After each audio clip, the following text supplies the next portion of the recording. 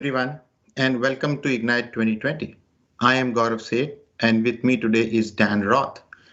In this session, we are going to cover several exciting new releases for App Service and ASP.NET and show you how you can save costs migrating web applications to Azure and modernize those apps with the latest and greatest from .NET.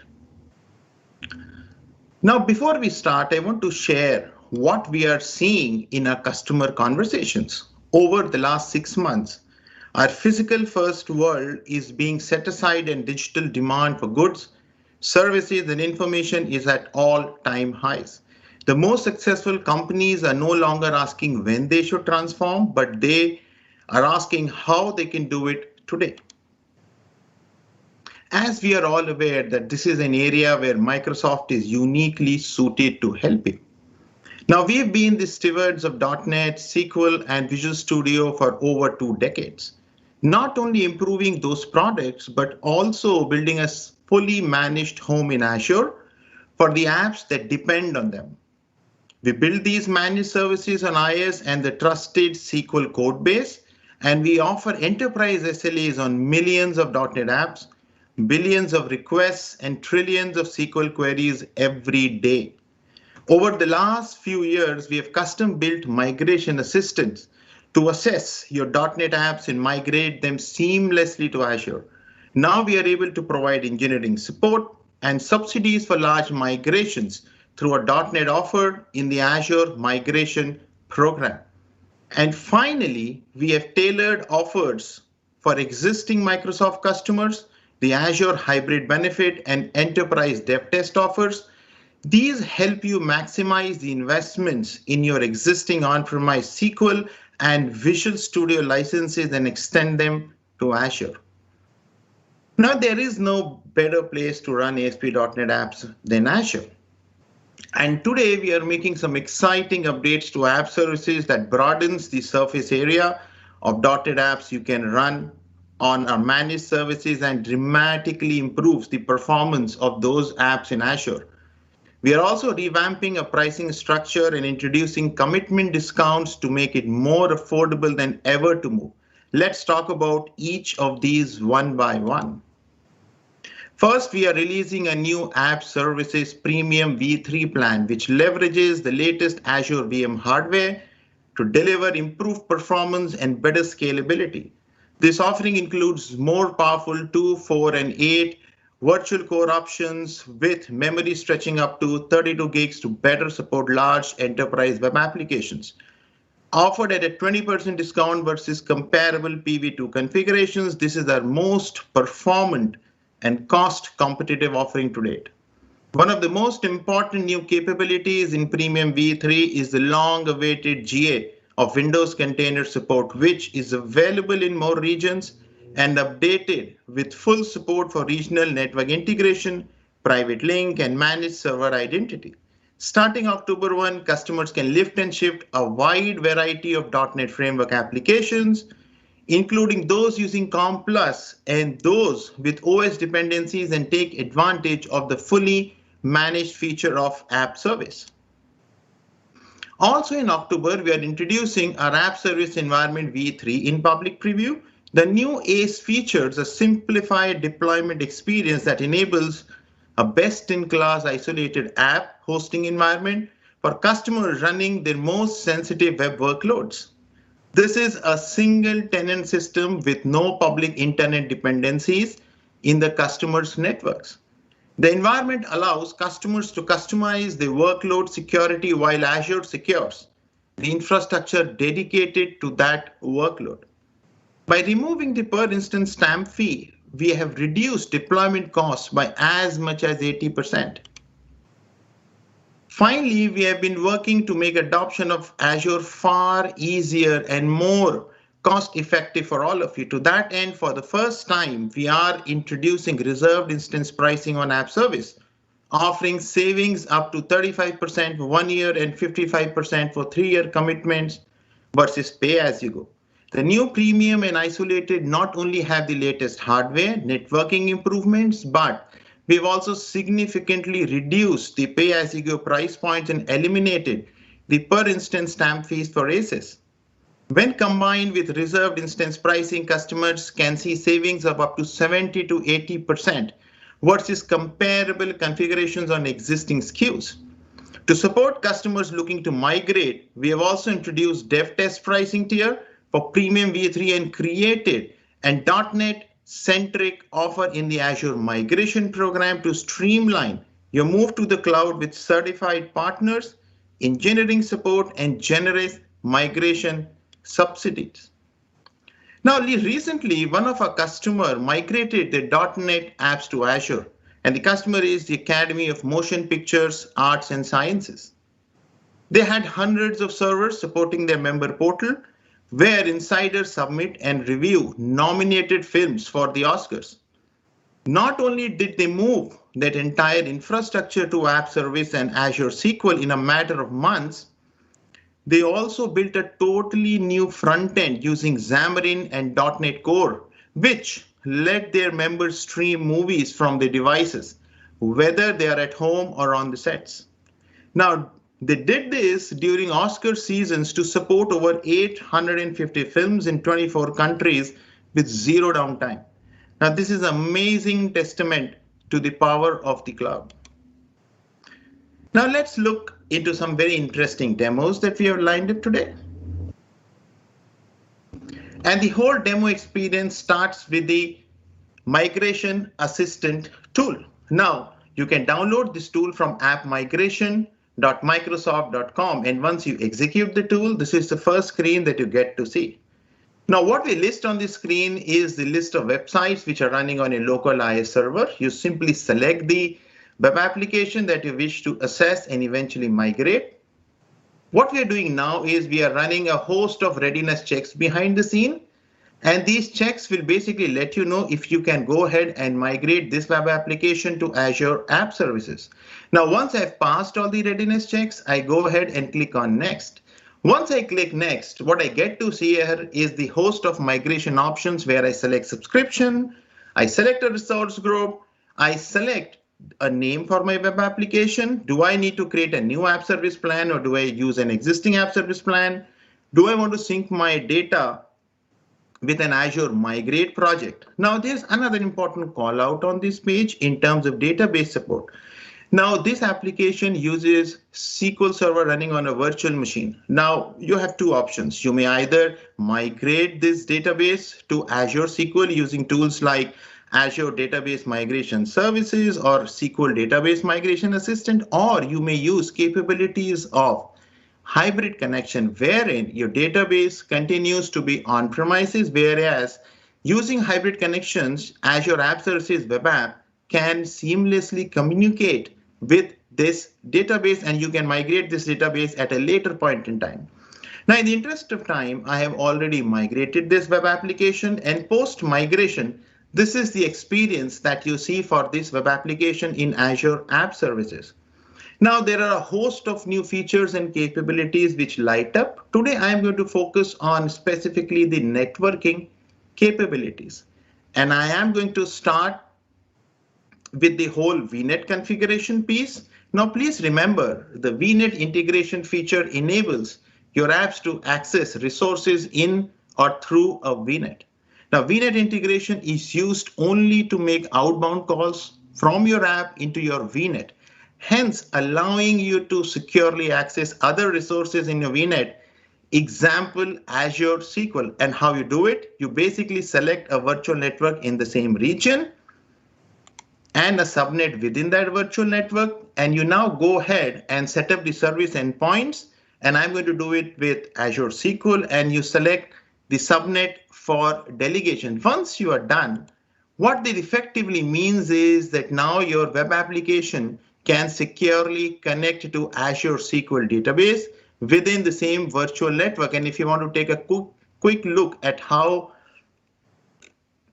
the same settings look like on the SQL Server side of the world. So if you see, I use the same virtual network, the same subnet, and most importantly, I explicitly say no to allow Azure services and resources to access this server. Now, once I am done with this setting, there's another very important piece that I want to call out here in terms of private endpoint.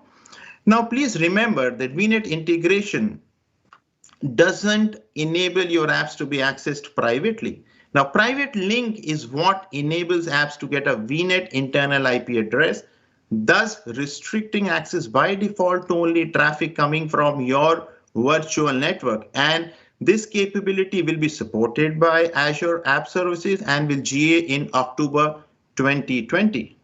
Now, there's another network capability that I want to talk here, and this time we'll be talking about how to secure the incoming traffic for a web application using Azure Front Door. As we are all aware that Azure Front Door provides key capabilities for your web applications like SSL offload, application acceleration, global HTTP load balancing, web application firewall, and DDoS protection.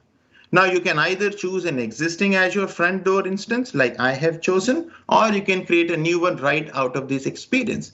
Now, once you have configured your application behind Azure Front Door, the final step to restrict the traffic to only the one incoming from Azure Front Door is to create access restriction rule. And once you create an access restriction rule, what you say is give it a name, a description, and you choose the IP address block from which you want to allow the incoming traffic, which in this case is the IP address block for the front door that we are using. And the final site that we basically migrated and configured using these VNet capabilities is in front of you. And you can see, I can go ahead, browse this site. I can go see some orders that I've already placed. Now, as we already discussed about the GA of Windows Container as well, now I want to make an important call out. What if this application has a dependency on COM and has a custom OS dependency? Take an example here. When I click on export to PDF, I'm receiving an error here. And the reason behind this is the PDF generator behind the scene makes a call to GDI, which due to sandbox nature of Azure App Services errors out. So now what are the options on the table for me? The simplest option for me is to go ahead and basically create a Docker file and package this as a container image and get it on as a Windows container in Azure App Services. And you see, this is how simple a Docker file looks like. You can create a Docker file in Visual Studio like I have done, or you can use VS Code or any other tool of your choice. Now, once you have a Docker file ready, you can publish basically this container to a container registry of your choice. It could be Azure Container Registry, a Docker Hub, or a private container registry. I am publishing it to Azure Container Registry. Again, in interest of time, I have already migrated this container, and what you see here is, if I go to the container settings over here,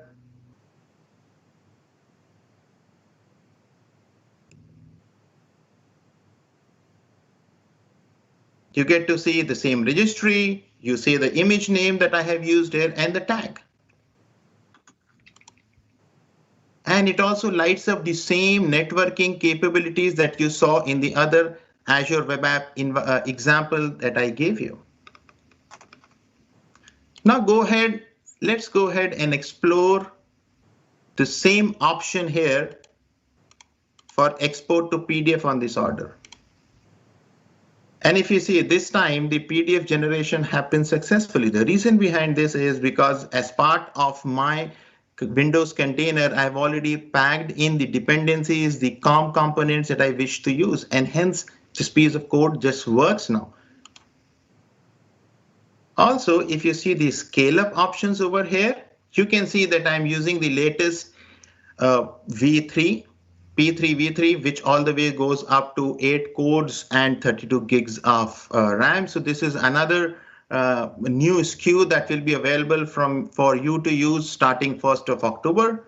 So now with this, I would want to hand over to Dan, who will basically take us through the latest and greatest features on .NET 5 and how we can use them to modernize our web applications. Over to you, Dan. All right, thanks, Gaurav. Wow, it's great to see how you can easily migrate your existing .NET apps to Azure and quickly benefit from running them in the cloud. Once your app is running on Azure, You can further benefit from modernizing your app with the latest .NET platform updates to create new business value while still leveraging your existing .NET investment. Let's take a look at what the latest .NET platform updates have to offer. .NET 5 is the next version of .NET Core and the future of the .NET platform. The future of .NET is one.NET, a single stack that supports best-of-breed solutions for all modern workloads. .NET 5 is the focus of our investments in the .NET platform going forward, which makes it the logical choice for any new .NET-based app or for any .NET app modernization effort. What do you get with .NET 5? Well, flexible deployment. Deploy your apps where and how you want. .NET 5 runs cross-platform, runs great in containers, and it can be deployed side by side with existing .NET deployments. Unparalleled performance. .NET 5 is the fastest .NET we've ever shipped, with higher throughput, lower latency, and more efficient memory usage. This means you'll have reduced infrastructure and hosting costs, pay less to run your apps, and do more with your existing infrastructure. And of course, you get the latest features, the latest APIs, and the latest language innovations. You can now download the .NET 5 release candidate with a go-live license, meaning you can use it in production today. The .NET 5 release candidate includes support for single-file apps, smaller container images, many web and cloud investments, including support for Blazor, Windows ARM64 support, lots of perf improvements, and of course C#9 and F#5 support. To get started with .NET 5, just go to .NET/get.NET5 and install the SDK. .NET 5 general availability is coming on November 10th of this year. Now, what does this mean for the .NET framework? Well, .NET Framework 4.8 is the last major update planned for .NET Framework on Windows, but that doesn't mean it's going away. The support policy for the .NET Framework remains unchanged. It will continue to be part of Windows, patched with Windows, and supported with Windows. If you have existing apps running on .NET Framework, it's perfectly fine to leave them there. But we recommend .NET Core or .NET 5 for new development work. Let's take a look at how we can modernize our existing .NET app with .NET 5. All right, so to get started with .NET 5, like I said, you're going to want to go to .NET/get.NET5. That will bring you to the .NET 5 download page, and then you can download and install the .NET 5 SDK for your platform of choice. Now, here's the same app that Gaurav showed previously, this Parts Unlimited Auto Parts Store. Now, the easiest way to modernize an existing app like this is to add functionality while leaving the existing app code as is. In this case, what I want to do is add an order tracking page to this app. The page should show real-time updates on how soon an order will be delivered. Now, updating browser content in real time would normally require writing some JavaScript. But in this case, I'd like to use Blazor, so I can write all of the web UI logic in .NET. No JavaScript required. I also want to take advantage of the serverless infrastructure on Azure. So for the order tracking backend, I'm going to use Azure Functions. So let's now hop over to Visual Studio. Here is the code for the existing app. This is the .NET Framework version of Parts Unlimited implemented with ASP.NET MVC.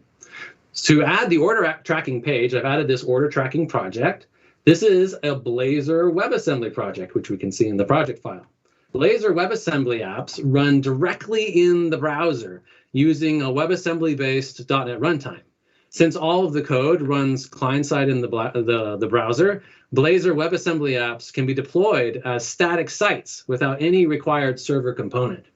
So let's take a look at our new order tracking page. Here is it's implemented in this order tracking.razor file. It has a route, so that requests go here. And then we have this orders client that's used to make requests to the Azure Functions backend to get the latest order status.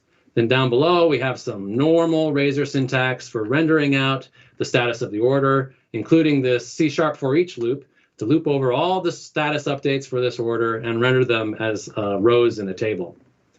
When this component is all set up, it starts polling the backend Azure function for updates. And here's that polling loop. It's using that orders client to get the status for each order and then updates the state of the component and signals that the component should be re-rendered. Pretty simple. All right, now for our backend, here's the Azure function.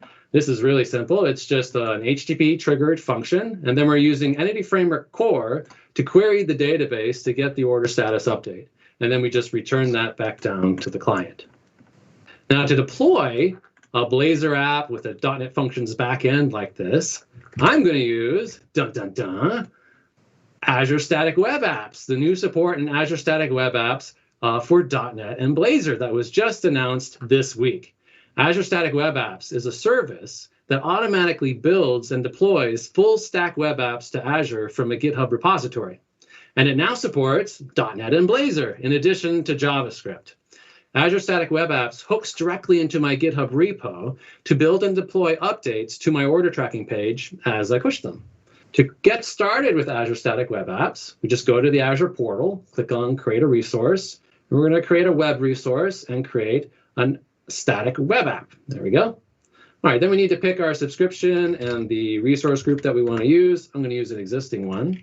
We give it a name and select the region that we want to deploy to. We then need to sign into GitHub, and that's so that we can select the repository that we want to build from. I'm going to use one from my personal account. I think I have my fork of the Parts Unlimited application there, and then select the branch that we want to build from. All right. Then we have a choice of various build presets. Here are all the build presets for the various JavaScript frameworks. And now there's support for Blazor. I'm going to select Blazor. And then we just need to put in the location of our Blazor app and the functions backend. So mine happens to be in Parts Unlimited order tracking. And then for the functions backend, that's in /functions. You can leave the app artifact location unchanged. Then click Review and Create. When you do that, and I've already done this, Azure Static Web Apps will then go into your repo and set up a GitHub workflow. And now every time that you commit a change to this repo, it will kick off a build and deploy to Azure. And you can see here's all the GitHub actions that have kicked off for all the changes that I've made to this app. Here's the app actually running on Azure live. Let's refresh the page so we can see the status of this particular order. Here it's making that query to the Azure Functions backend to pull down the status of the order. Sometimes it just takes a second to query the database, and there it is. All right, so that seems to be working. All right, so now I can add this functionality to my existing app. Let's go back to the existing app. And to do that, I'm going to use Azure Front Door. Remember, this app's already running behind Azure Front Door, so I can set up routing rules with Azure Front Door to route traffic to my new order tracking page and have it still feel like one cohesive app. Let's go ahead and try out that functionality. Let's create an order. Let's buy a headlamp. We'll add this to the cart. Check out. I need to add some shipping information. I'll just put in some information there. And whoa, yeah, looks like I've got a free promo code. Who doesn't like that? Okay, so we submit this order. And great, so now we've got our order submitted. We can view the status of the order.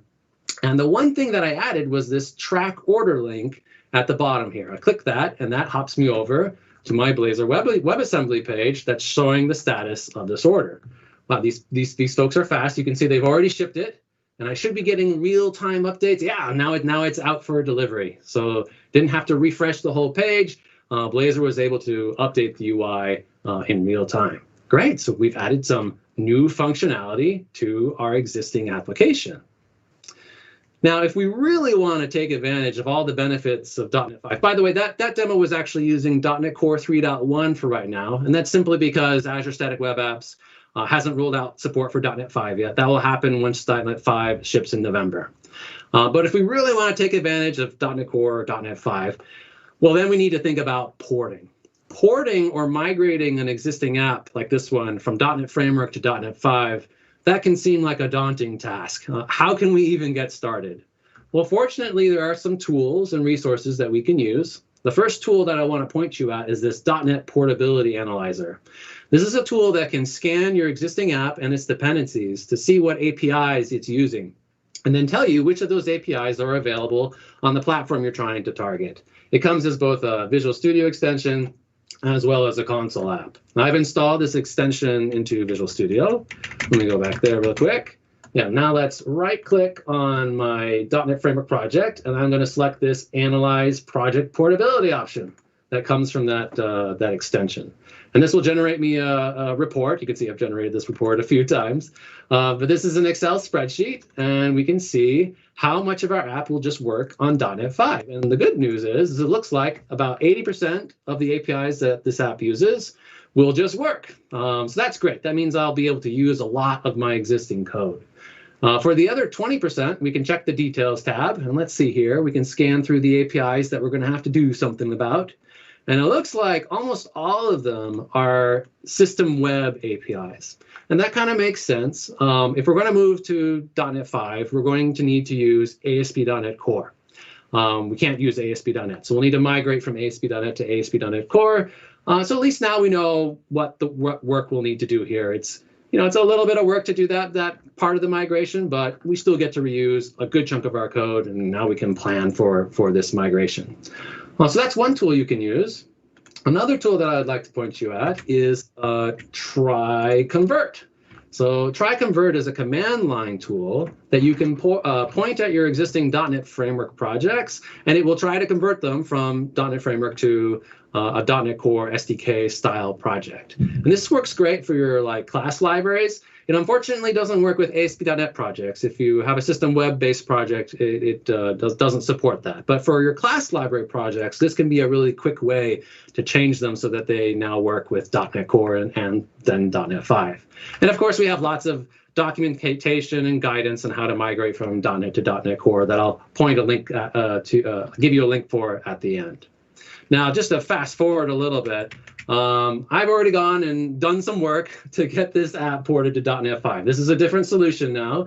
And if we look at the project file, we can see that it is now indeed ported to .NET 5. Took a little bit of effort, but not too bad. Now, what did we get out of this effort? Well, the first thing that we get is performance. So I'm going to do a little performance test here. I'm going to use this tool called Bombardier. This is a free open source tool that you can find on GitHub. So kudos to these folks for building and sharing this tool with the community.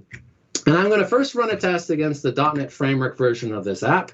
It's using 50 concurrent connections, and it's running for 5 seconds. And we can see that the throughput for the .NET Framework version is about 1,500 requests per second, and our latency is 30, 35 milliseconds per request.